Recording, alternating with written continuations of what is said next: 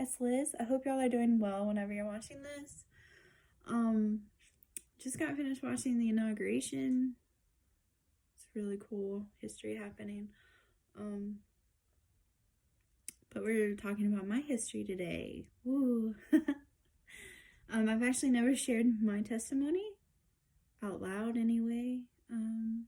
So if I fumble through it, just give me a little grace, okay? But I would say I was in and out of church most of my life. I didn't officially start going until I was 21. And at 21, I just became heavily involved. But up to that point, my parents got divorced. I moved around a lot. I didn't have like a secure family connection and safe place going on at that point, and a lot of church wounds, honestly. A lot of my questions were shut down because I was going to a Baptist church at that point. They did not believe in tongues, and they kind of shut down the Holy Spirit conversation, and like something about that just didn't sit well with me in like my head or my heart. And then like church wounds from people, so at 16 I completely left church. I'm like, I don't need church. I don't need the confinement of church. I don't need the rules.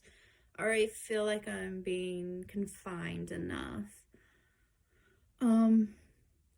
Yeah, so I completely left. I'm like, if God is out there, he doesn't necessarily mean I have to be in this building. So I completely left. Didn't look back for a while, honestly. And after that, I definitely rebelled. I did my own thing. I don't know what happened, honestly. Probably just definitely trying to get over trauma in my own way. About 19, I started struggling with depression really bad, and addiction, and I was about 20 years old, and I had this one friend that I just made, and he was so gracious with me, but I woke up one morning and I was like, I need you to explain Jesus again. I'm like, I don't think I've learned about him correctly. I don't think what I know of him is the way that he is. And so he explained it all to me again, and I ended up accepting Jesus. Like, there was like this innate need in literally my body I felt like I needed, and I was just like, I need it. So I accepted Jesus that day again. But this time it felt more authentic. And ever since then, it was a forward process. It's always been a forward process with God ever since then. He's been gracious with me enough to, let me step back. The addiction thing, as soon as I accepted Jesus, it was gone. Like, I didn't even want it. I didn't feel like I needed it anymore. Something about accepting Jesus that day more authentically just healed something, and it was that, so I could like have a clearer mind. And that's probably the most interesting experience I've ever had. And like, people are like, that's crazy, you're making that up. And I'm like, legitimately, it was gone. Like, so yeah, definitely at 21, it was a straight up onward relationship, like just figuring out where I am with him theologically, where I understand the Bible in some different aspects. There's been a couple of times I've hit some ceilings in what I felt like was my relationship, and I've had to figure out how to break them. I was about 25, and I was dealing with some stuff. I'm like, I feel like there's just something, there's a aspect of God I'm missing, and it's something I'm needing. Like, it's just like, kind of, it felt like when you're craving something to eat and you just don't know what it is. And I'm like, there is just something about him I'm missing. And I'm like, I just got to figure it out.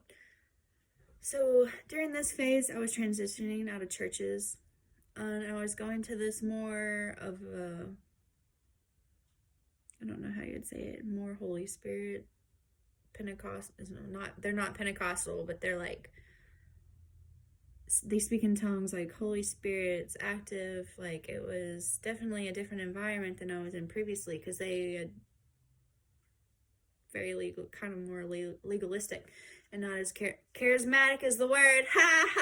So it's a charismatic church.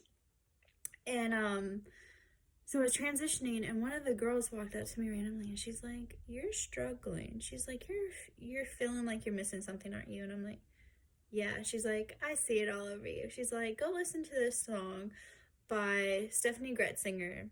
It's called Out of Hiding." And she's like, "Here's my number. Once you listen to it, text me."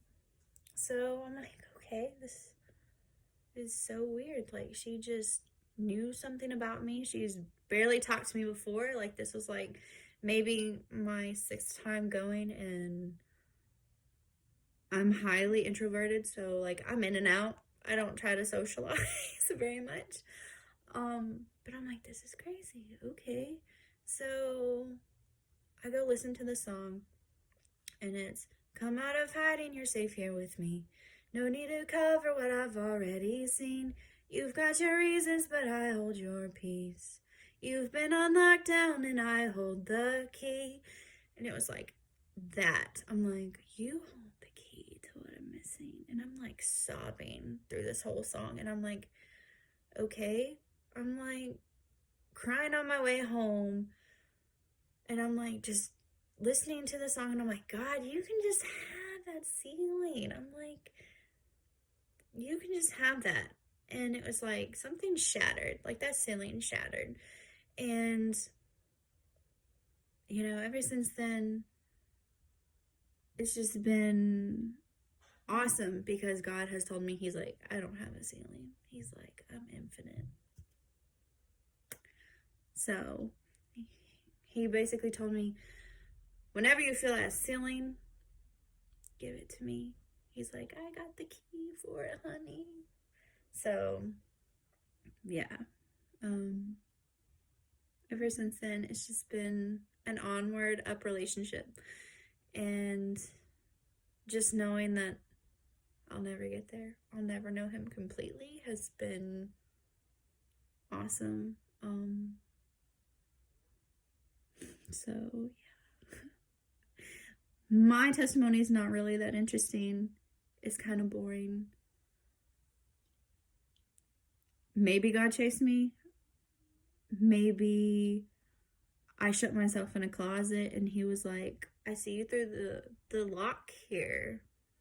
He's like, come on out, let's go. But yeah, that's my testimony. So I hope y'all have a good night. Bye.